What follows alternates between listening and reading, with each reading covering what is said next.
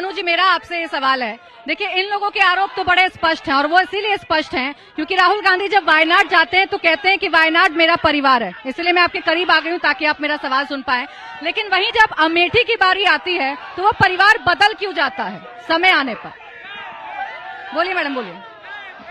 देखिए, मैं बस पहली बात, पूरा भारत, हर इलाका भारत में आता है, चाहे वायनाड हो, चाहे अमेठी हो, चाहे रायबरेली हो, और राहुल गांधी जी हर तरफ लगातार अपने पदयात्राओं से, अपने रैलियों से सिर्फ अमेठी, रायबरेली, उत्तर प्रदेश ही नहीं, भारत के कोने कोने में प्रचार प्रसार कर रहे हैं। भारत की जनता की लगातार आवाज बन रहे हैं, मूलभूत समस्याओं को उठा रहे हैं।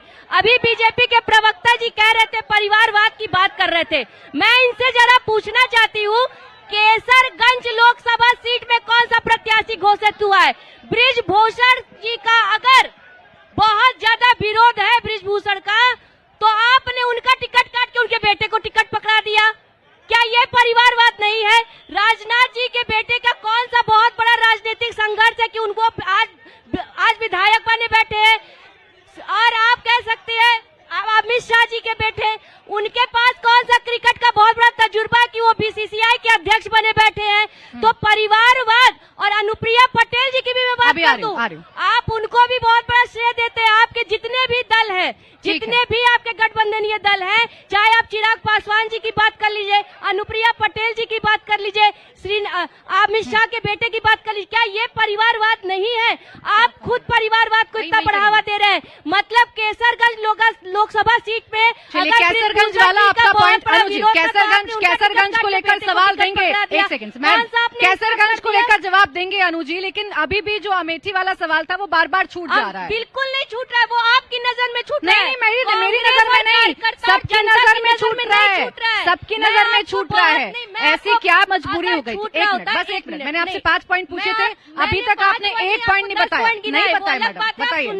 मैं सुनना चाहती हूँ, बोलिए। मैं एकदम खामोश खड़ी हूँ, बताइए। कह रही हूँ, अगर अमेठी की जनता या कार्यकर्ता रोष में होते कि गांधी परिवार वहाँ से क्यों नहीं आया, तो शायद आज इतने बड़े तादाद में पॉइंट बताना था आपको, जिससे मुझे ये पता चल जाए कि राहुल गांधी का अमेठी से संबंध अभी भी बरकरार है। क्यों नहीं बीते 5 सालों में कितनी बार गए राहुल गांधी? क्यों नहीं बरकरार? हाँ, बताइए ना, कितनी बार गए राहुल गांधी? अगर राहुल गांधी जी पूरी भारत की जनता का संबोधन कर रहे हैं, पूरी भारत की जनता का प्रतिनिधित्व कर रहे हैं, आपका बार बार अमेठी पे आप आ रही हैं। मैं ये पूछ रही हूँ, आना पड़ेगा मुझे। डॉक्टर समीर जोड़ो न्याय यात्रा, भारत जोड़ो। अरे कितनी बार गए अमेठी? सिर्फ इतना बताना था। भारत जोड़ो यात्रा छोड़ दीजिए, मुझे बस इतना बताना था कि अमेठी कितनी बार जाना था। डॉक्टर समीर जी, जो सवाल परिवारवाद पर अनु जी ने पूछा, अच्छा एक मिनट चाहिए, जो परिवारवाद पर सवाल अनु जी ने पूछा, उस सवाल में क्या खराबी है? भैया, आप बृजभूषण शरण सिंह को टिकट नहीं दे सकते तो उनके बेटे को आपने चुनाव लड़ा दिया, बात तो वही है। चाहिए। एक मिनट, कुछ महंगाई पे भी बात होनी चाहिए। दो बातें हैं। कांग्रेस की प्रवक्ता जिस बात को कह रही है उस पे बात होनी चाहिए। परिवारवाद की बात है, कांग्रेस से अच्छी नहीं क्यों डरता है? जिस कांग्रेस पापा जी डर गया, पापा जी डर गया, का युद्ध लुकवा देते हैं। आप अगर उठाएंगे कपिल जी, आप चाहते हैं, अरे अगर आप ये चाहते हैं कि चर्चा खराब हो जाए तो चर्चा खराब हो जाएगी। आप डालो ना, आप जवाब तो ले लो, आप जवाब ले लो ना, जवाब तो ले लो, जवाब तो ले लो, जवाब तो ले लो। नहीं जवाब लेना, जवाब तो ले लो, जवाब तो ले लो। अच्छा, जवाब तो सवाल किया है ना आपने, जवाब दे दीजिए। हाँ बोलिए राघवेंद्र जी। इतना धैर्य खोने की जरूरत नहीं है, जवाब तो ले लीजिए। मैं पूछना चाहता हूं कि कांग्रेस पार्टी सोनिया, राहुल, प्रियंका के बाद रेहान भी आएंगे क्या? भारतीय जनता पार्टी एक कार्यकर्ता आधारित पार्टी है। हमारे यहाँ परिवार नहीं है, हमारे यहाँ परिवार नहीं है, हमारे यहाँ राष्ट्रीय अध्यक्ष परिवार का नहीं होता है। हम जनता के बीच में जाते हैं, हम जनता के बीच में रहते हैं। कितनी सीट पर लड़ाई है उत्तर प्रदेश में? कितनी सीट पर? 17 सीट पर, 17 सीट पर। कितने पर राहुल गांधी? अच्छा ठीक है, एक एक करके बात करते हैं। एक एक करके बात करते हैं।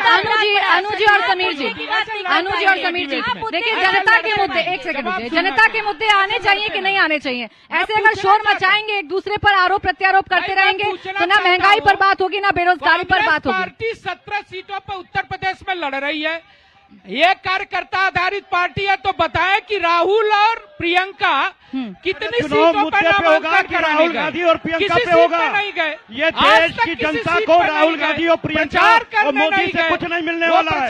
मुद्दों से भाग रही है भारतीय जनता पार्टी, भाग रही है भारतीय जनता पार्टी।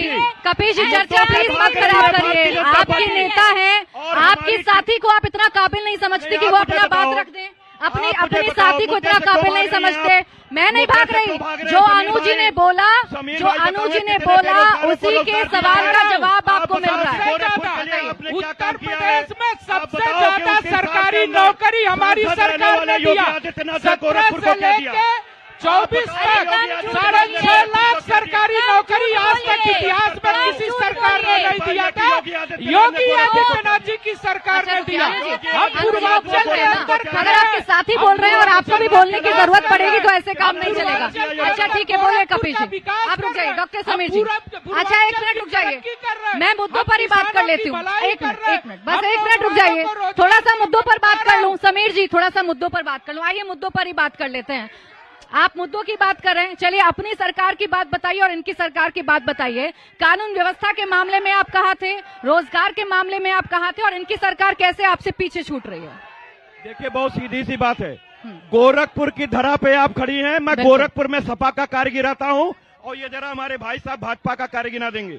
जिस यूनिवर्सिटी में आप खड़ी हैं, जिस यूनिवर्सिटी के अंदर आप खड़ी हैं, यहीं पर आपको इंसेफ्लाइटिस का वायरोलॉजी सेंटर देने का काम रिसर्च यूनिट अगर किसी ने किया तो यूपीए सरकार और अखिलेश यादव जी की सरकार ने किया है। दूसरा आ जाइए, इंजीनियरिंग कॉलेज को, मदन मोहन मालवीय इंजीनियरिंग कॉलेज को यूनिवर्सिटी बनाने का काम किया तो समाजवादी पार्टी की सरकार ने किया। गोरखपुर को फ्लाईओवर अगर देने का काम किया तो समाजवादी पार्टी की सरकार ने किया। और इनकी सरकार ने क्या दिया?